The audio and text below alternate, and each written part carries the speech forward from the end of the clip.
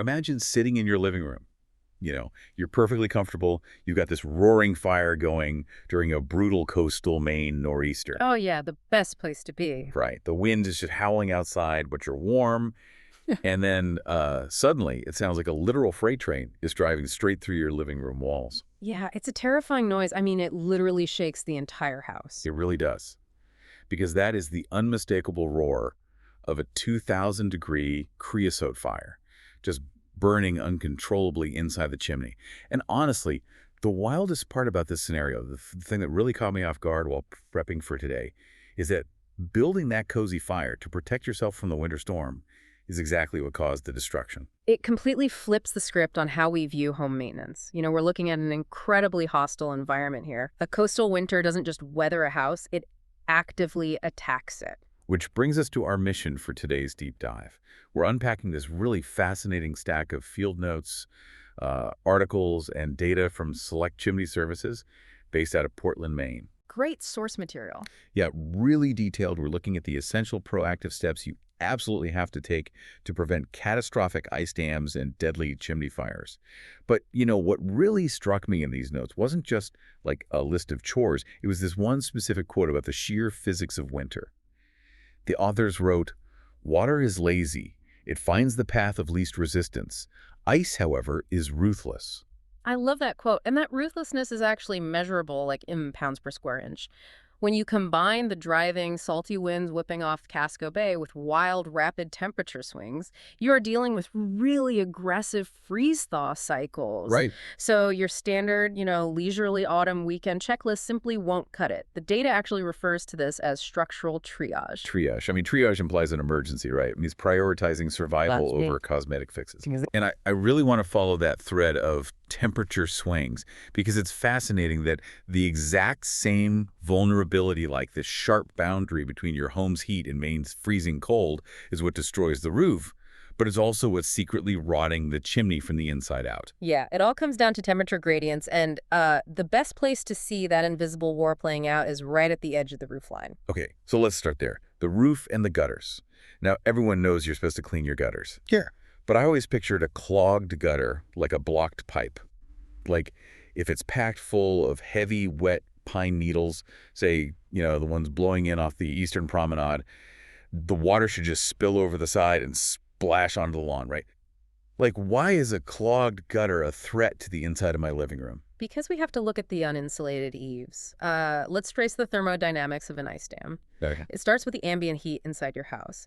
So even in a modern, well-insulated home, thermal energy leaks into the attic. It warms the roof deck from the underside.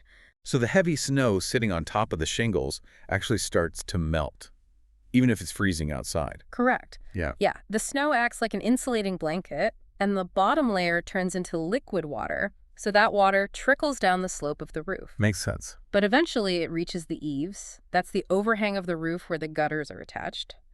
That section of the roof extends past the heated walls of the house. Oh, I see. So it's surrounded by freezing air on the top and the bottom. Ah, so it flash freezes. Instantly. When that trickle of water hits the freezing eaves and, the gutter that's already packed with frozen pine needles, it has nowhere to go. It turns into a solid wall of ice. Wow. And as the heated roof continues melting snow higher up, that new water flows down and hits the ice wall. Because water seeks its own level, the hydraulic pressure forces that liquid backward, pushing it directly up and under the roof, shingles. Wait, it's literally flowing uphill at that point. Forced uphill by pressure, yeah. And this is where the freeze-thaw cycle becomes so destructive, because when the sun sets and the temperature drops, that water trapped under the shingles freezes. And water expands. Right, by about 9% when it turns to ice. So it acts like a hydraulic jack, physically prying the shingles off the roof decking. So you're tearing the waterproof seal apart from the inside out. Exactly. And once that barrier is broken, I guess the next time the sun comes out and melts the ice, the water bypasses the shingles entirely. It just flows straight through the wooden roof decking, ruins the attic insulation, and starts pooling on your ceiling drywall. It's a devastating sequence, and the FEMA guidelines we reviewed specifically single out keeping gutters entirely clear before the first freeze to prevent this exact hydraulic chain reaction. But the Portland data makes it really clear that clear gutters doesn't just mean scooping out the leaves. They focus a lot on the sheer mass of the ice. I hadn't really thought about how incredibly heavy a solid block of ice actually Oh, is. it's massive. A single cubic foot of solid ice weighs almost 60 pounds. 60 pounds. Yeah. Imagine a 40-foot gutter filled to the brim. You're hanging hundreds of pounds of dead weight just off the edge of your roof. Which violently pulls the gutters away from the fascia board. I mean, it bends the aluminum. It ruins the pitch. Right. So gutters are installed with a very precise, slight downward angle, that's the pitch, to ensure water flows toward the downspouts using gravity. Right. The weight of winter ice warps that angle. Mm-hmm. So even after spring arrives and the ice melts, the gutter is structurally compromised. The water just pools in the sagging sections or, pours directly over the edge. And that introduces a completely different nightmare, especially for the older architecture we see in these coastal New England towns. Like, a lot of these historic homes are sitting on old rubble foundations. Oh, absolutely. If hundreds of gallons of water are just dumping directly at the base of the house because the gutters are bent out of shape, you're inviting severe foundation rot and basement flooding. Yeah, you're basically fighting a battle at the roofline to save the foundation at the basement level. It's a completely interconnected system. So we've got water trapped on the roof, physically lifting the shingles. But as I read further into the masonry data, it turns out water trapped inside the bricks of a chimney causes a fundamentally different kind of destruction. Yeah, masonry decay is much more insidious. It's quiet, but it's structurally fatal if it's left unchecked. The sources refer to this process as spalling. And I have to admit, reading about this changed how I look at brick buildings. I used to think of a brick as like a solid, waterproof rock. Right, most people do. But in Maine's humid coastal environment, old brick and mortar are basically giant, rigid sponges. That's a perfect analogy. Throughout the foggy fall months, those antique bricks are absorbing incredible amounts of atmospheric moisture, along with regular driving rain. They become completely saturated. And then January hits, the temperature plummets to 10 degrees, and we run into that 9% expansion rule again. Yep. Water acts like a Trojan horse. It invites itself into the porous brick as a harmless liquid, waits for the deep freeze, and then literally weaponizes its own mass. It explodes the brick from the inside out. It creates thousands of microscopic fractures. So the face of the brick literally flakes off, and the mortar joints turn to dust. That is the exact definition of spalling. Okay, I have a theoretical pushback here. Sure, let's hear it. If I'm a homeowner and I see the mortar between my chimney bricks turning to dust, my absolute first instinct is to drive down to the local hardware store, buy the toughest, most modern, super-strength Portland cement I can find, and trowel it deep into those joints to lock everything down. Oh, boy. Because it makes intuitive sense to fix something weak with something exceptionally strong racing. Why is that a terrible idea? Because applying that modern Portland cement to a historic chimney is basically the fastest way to guarantee its complete structural failure. Really? Think of your rigid sponge analogy. If you wrap that wet sponge in heavy plastic shrink wrap and then throw it in the freezer, what happens? Well, the moisture has nowhere to go. Exactly. Historic bricks like the ones used in the 1890s architecture of the West End or the Old Port, they're relatively soft. They were actually engineered to move slightly with the seasons. And more importantly, they were designed to breathe. They rely on a specific, softer, lime-based mortar that allows trapped moisture to wick out of the masonry and just evaporate into the air. But the super strong modern cement doesn't breathe. No, it is incredibly dense and entirely inflexible. It acts like an impermeable seal. If you pack modern cement into the joints of antique bricks, you trap the autumn moisture inside the brick itself. Oh, no. Yeah. When the freeze hits, the water expands. The modern cement holds rigidly in place, refusing to give an inch, so the expansive force is directed entirely into the soft brick. The brick simply shatters. Wow. So by trying to reinforce the structure with a stronger material, you're inadvertently building a pressure cooker that blows the chimney apart. It accelerates the destruction dramatically. That's why elite masonry repair in these environments requires highly specific lime-based mortars that accommodate the natural expansion and contraction of the structure. That makes total sense. In fact, using those breathable, historically accurate materials is often strictly required just to comply with local historic preservation codes. Right. And there's another invisible element to this coastal war that the Portland data highlights, something you wouldn't necessarily worry about if you lived inland. The salt air. Oh, the salt acts as a relentless corrosive agent. It's not just the water that penetrates the brick, it's the dissolved salt from Casco Bay. Yeah. When the water evaporates, those microscopic salt crystals are left behind inside the pores of the brick. As those crystals grow, they exert internal pressure, a process called subfluorescence, which just compounds the damage from the freeze-thaw cycle. And it absolutely devours metal. Like the field notes explicitly show that the salt air will rapidly rust out standard off-the-shelf metal chimney caps and chase covers in a fraction of the time it would take in an average climate. You really can't just slap a basic galvanized steel cap on a coastal chimney and expect it to survive. The rust will bleed down the masonry and eventually the cap will disintegrate. Leaving the flue wide open to the elements. Exactly. Upgrading to heavy-duty stainless steel caps and applying specialized, breathable masonry water repellents are just non-negotiable steps to prevent a slow-motion structural collapse. It really paints a vivid picture of this quiet, constant war happening on the exterior of the house. Yeah. But the second half of this deep dive shifts our focus from the icy destruction on the outside to a fiery hazard lurking on the inside. Yes, the inside threat. Because the irony here is just profound. The very thing you are relying on to keep you and your family warm during a freezing winter night is simultaneously manufacturing a deadly threat. It's the ultimate paradox of home heating. And it all centers around the complex thermodynamics happening inside the chimney flue. See, I always operated under the assumption that a hotter fire is more dangerous because, well, it's fire. Sure, logically. But the field data points out a fascinating, totally counterintuitive fact. Burning wood on a cold, damp coastal night actually leads to a much cooler fire in the hearth. I had to read that twice. Oh. Why does damp air make a fire dangerous? It's all about how the energy is being spent. Let's talk about the latent heat of vaporization. Okay. When you throw wood on a fire, especially cordwood that's been sitting in humid coastal winter air, a significant percentage of the fire's thermal energy is immediately hijacked. Hijacked how? Well, it's spent boiling off the moisture trapped inside the cellular structure of the wood and heating the heavy, damp air you're pulling from the room for combustion. Instead of that energy radiating out as heat to warm you, it's used to turn water into steam. The physical result is a much cooler burn. And cooler burn means you get incomplete combustion. Precisely. Huh.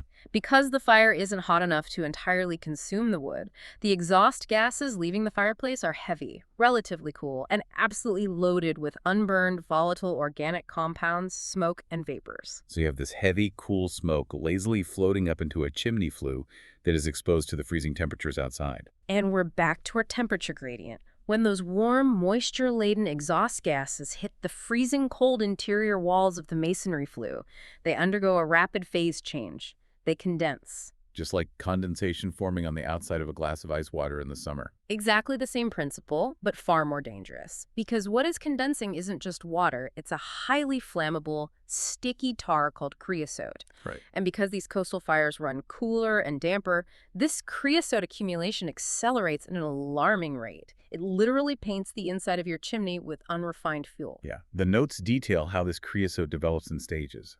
It starts as like a flaky soot, then turns into a crunchy tar, and finally it cures into a solid, highly combustible, shiny black glaze that looks like glass. The glaze is the worst. That third stage is essentially a ticking time bomb waiting in your living room walls. The National Fire Protection Association data is very clear on this.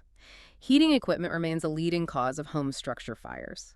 If you have a layer of that third stage glazed creosote built up in your flue, it doesn't take much to trigger a catastrophe. Really? Like what?